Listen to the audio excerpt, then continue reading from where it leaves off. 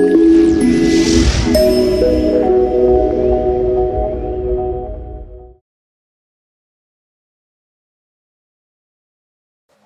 everyone, my name is Varun Singh and I'm a second year student here at PA Nanda College of VEDA. Today we have Mr. Guy Coggins with us. He is a pioneer and visionary who invented the Aura Cam. It's a camera which with if you take a photograph or make a video, you can see the person's aura in live view around the person. And he also has a venture named MindVR with which are making videos in 360-degree virtual reality, and they are doing music videos. And what else are you doing on that? Is it? Oh, we've done politicians. We actually did a video of ex-President Clinton at a church. He was an amazing speaker. Yeah. We've done videos of music events, live videos of hip-hop artists, including the world's most famous hip-hop artist, whose name is Cardi B. You may not have heard of her because she came up so quick. But and Migo, who has 450 million followers, which is quite a lot. That's more people in the United States and England combined. Okay, so now I would like to start by asking you, what is virtual reality technology? Okay, virtual reality technology is where it actually places you in the center of the video. It started out with early cartoons, where you would actually be in the room with the cartoons, and you could move yourself around and see it from different angles. And it's virtual. It's virtually like you're stepping into a cartoon world. We developed a simpler version of it, which is called passive virtual reality. That's where you have a single image, and you're standing in the image. You can't walk around, but you can turn around, and in 3D it becomes incredibly immersive. It feels like you're really there. Like, for example, if I was a virtual reality, you would look just like you do now, only when I reached out to touch you, you wouldn't be there. It's really phenomenal, and its main use right now is we're using it towards music videos and entertainment. Okay. The military has been using it for decades. In fact, it was developed by the U.S. military. Oh, I did not know that. Cool. Okay, so you kind of answered my second question also, the areas where VR is being used. So you are using it for music videos, right? And the US Army uses it for, like, I don't get it. Right? I think it originally started out with flight simulators. Oh. So you could think you're flying a plane, and you could control it, and you see the whole vision. And I think that was the first use. Ah, that works. And actually, most of that is CG. It's computer graphics. What we do is not computer graphics. We actually make videos. Like this camera here that's photographing me. This is one camera of 120. We have 13 cameras in a circle and one on top. So you see completely around you in 3D. It's a 3D that really animates it and makes it believable. Like when President Clinton steps off the stage and he reaches down and he kisses this woman's hand, and he looks like he's about 2 feet in front of you because he is 2 feet in front of you, and you see everything, you go like this, and you go, oh my God, it's real. Okay, so considering you're visionary, I would feel that you would be the perfect person to ask this. What do you think in the entertainment industry? Where does VR? What is the future of VR in the next 5 years? Actually, surprisingly enough, I think it's going to be developed more in India than in the United States, based on the meetings I had yesterday and the directors and producers I talked to. I think its first use will actually be for trailers for movies. Like there was a movie, The Black Prince. I know it was banned, but I was there when they had their first meeting at IFA, and it would be so fantastic if you could just have a short trailer. And eventually they'll probably have full-length movies, but that's going to involve technology that doesn't even exist right now. Virtual reality is best used for short periods, no more than 15 minutes. We usually try to keep them less than 5 minutes because there is an eye strain factor. And the reason there's eye strain is your eye is, when you're looking at a screen, your eye is focused at a certain distance, but the 3D forces your eye to focus at a distance that your eye is not focused at, so it causes eye strain. So it's great for videos of music events, which most songs don't last more than 5 minutes. Definitely. Okay, so me being a student, as a student, how should I prepare myself for a career in VR? I would suggest that you get a hold of one of these inexpensive virtual reality 2D cameras. This is a simple camera made by Nikon. It's 400 US dollars. They're available in many of the electronic stores, computer stores have them. They're really not that popular yet because most people just don't know how to use it. The technology has kind of exceeded people's ability to use it. Now it has two lenses, one in the front, which photographs 180 degrees, and then there's one in the back that also photographs 180 degrees. So it stitches these two together. Built-in software stitches them together. It doesn't do a great job of stitching because it's a software stitching, but it does allow you to get your mind set and get ready for the next stage, because all of you film students are going to be doing this whether you like it or not. So you might as well get with it now because it's happening.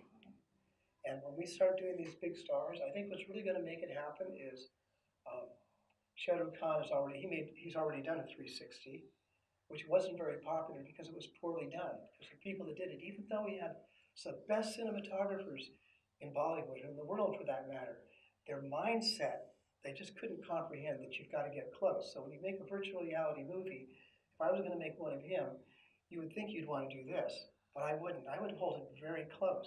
It always seems like it's too close. Be too close. Don't even worry about it. It's what you need to do. And you can see him, and then you can see me. I did a lot of interviews at the film festival in Delhi. Yeah. I don't know how many times I said namaste. And we've got some really good videos. And what I'll do is we'll process these. We'll send them to you so that your viewers that see this can go to our website and download these things. Or actually go to your web. You want to put it on your website? I don't have a website yet. We'll make one for you. Yeah. Okay. We'll make you a website so you can start putting these things on and showing them around, because I do think that you're going to be one of the We people. do have a website of our college. We will be uploading videos on that too. So if we do make a video with that, we'll be uploading it there. Yeah, we'll put it on the college website so you people can download it. You can download a lot of things. Like I have an interview with Sheridan Khan, and actually we use this camera here. I have other interviews where we actually use the full 360. We've done Gulshan Grover, Sheridan Khan, Anna Kapoor, the three biggest names I can remember right now. Like we just saw in our classroom, you saw everyone did a live or a reading, I guess, right? Yes. So when the person sits in the chair in front of the camera, keeps his hand on the receiver, then the aura comes. So what does those color means? Okay, the colors in the Aura camera are actually based on biofeedback parameters, which is mainly acupuncture points from your fingers. Each one of these areas corresponds to a different part of your body. I've been doing this for like 30 years. I've collaborated more recently in Japan, where a medical doctor would take and he'd measure the areas, the acupuncture points that would correspond to the stomach, and they put these cameras down people's throat, which is a very unpleasant experience. And lo and behold, the acupuncture points in that area really vibrated a lot. It was probably a really uncomfortable experience for the person, but sometimes that's what science has to do to prove things. Yeah. Okay. So like could you explain the color meaning? Like if a person is getting a red aura or a orangish aura or a yellowish aura, what does that stand for exactly? Okay, what we've done is we used a technique which was actually developed by a religious cult, um, which is basically it's a simple lie detector, but we have multiple points so that we can see different areas of your body. So, for example, your thumb represents your head, um, and the left and the right are corresponded by the different fingers. And actually, I can actually take it. I could put probes on your shoulder, and I could put probes on your finger, and they would match. Okay. So what animates this and what makes it real is the side of your body that corresponds to, like if I'm sitting next to you, if I feel comfortable, the energy fields on us the skin resistance will actually reduce, and you'll see a blending of the aura, which is the way we process, which is actually AR, Augmented reality. augmented reality technology. And the part of your body that's furthest away because I'm not feeling, because I like him, we get along well, that's going to go lower, this is going to go higher. Now, if you ever, I'm sure almost everyone's experienced this. If you're standing next to somebody you really don't like, I don't know if they have the Indian expression, but in English there's an expression that makes your hair stand on end.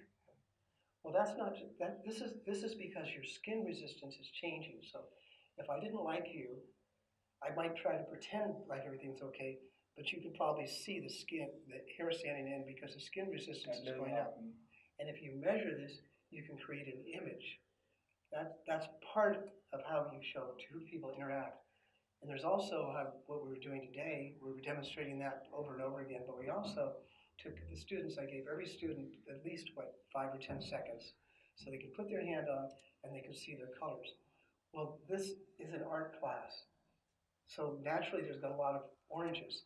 And the way we assign the colors is the warmer colors are for lower skin resistance, the cooler colors are for higher skin resistance. Usually younger people tend to have lower skin resistance. But what I noticed in the class is there were predominantly oranges, which is a highly creative color. And you could see some people were blues. Blue is a good communications color. Some people would have scattered auras. In other words, different colors in different parts would not be the same, which means that they're sort of scattered thoughts. They're not uniform.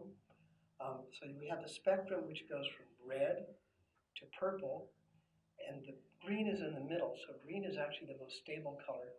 And the colors will vary between these two things depending on what kind of questions you ask a person, how they're feeling, and what's going on in their life. For example, I saw some people who on one side of their aura would be green and the other side of their aura would be yellow, which means they're moving into more intellectual spaces. You can get an idea of where somebody might, if somebody's going to go through a major change, the aura will change. We've done a series of photographs over literally decades, and we find that people's auras will stay pretty consistently the same, um, barring major changes. Like if somebody gets married, there'll be a change. If somebody starts college, there'll be a change. If somebody gets a divorce or an auto accident, anything that actually kind of jars your system will actually change the colors. And what's surprising is once those colors get changed, they'll stay that yellow or whatever color changes for sometimes many years. Till the next change. What if right now I'm feeling perfectly fine. I'm not angry, not nor sad, nothing. So my aura is the color it is. But if I were to get angry, then get my aura checked, would that affect my aura? If you were looking at your aura and you probably have a nice, consistent, uniform color, if you were to get angry, you would see blobs and spots because what would happen is the skin resistance would all get changed. It would show up as um, the image of a distorted. I will see a distorted aura. Distortion can be seen in the aura. If a person is happy, content, so his aura would look like a nice, complete uniform circular aura. Okay. See, who did we do? We did a whole bunch of people. They were all really scattered. What was it? Then there was, oh, that was I had a media thing. There was a whole bunch of people from the media, and the media people's auras were all over the place. I mean, they were like freaked out because what they're thinking is, God, I got to get this thing. I got to edit it. I got to get it on the air at 6 o'clock. Whereas the producers and the directors that were there were very uniform, very consistent, very laid back. And one of the things I noticed about media is, depending on what media you're going to go into, commercial television tends to be yellow and they tend to be scattered colors. Government TV, on the other hand, Canadian government TV, they're much more relaxed. The government TV people were usually blues and greens. Commercials were yellows and oranges and scattered energy because they were so freaked out. It's a very, very stressful business. Yeah, definitely. So, coming to our college, how was your experience? The seminar, the interaction with the students, the faculty, how did you like it? I'm blown away. You guys have a really good program here, and it seems like you're turning out some real competent people. I wasn't really geared for such a large class. I thought I was going to be doing a small workshop, but I think that these students are going to really grasp the concepts, and what you're teaching here is going to be really important for the future. And one of the things I said in the class that I'll repeat now is, if you want to get into a field, if you want to get into something, Artificial intelligence, there aren't going to be very many jobs, well, in the US, flipping burgers, which is the lowest job they have. That's all going to be done with machines. The only jobs that are going to be available are these creative jobs because computers are going to be smarter than us pretty soon. Right now, I think computers have about the intelligence of a cockroach. But don't underestimate that. The cockroaches can do an awful lot. Like, for example, the reason that cars are so affordable is these cockroach mentality computers are smart enough to put a car together. And pretty soon they're going to have the intelligence of a mouse, and probably by mid-century, a rabbit. And they'll be able to do most of the repetitive jobs that are available. So I would recommend, if you're going to go to school, become a film student, because this is where the jobs are going to be in the future. Robots are not going to be going around interviewing people. That's definitely true. Thank you, Guy, for coming Thank you. to It was a our pleasure. college.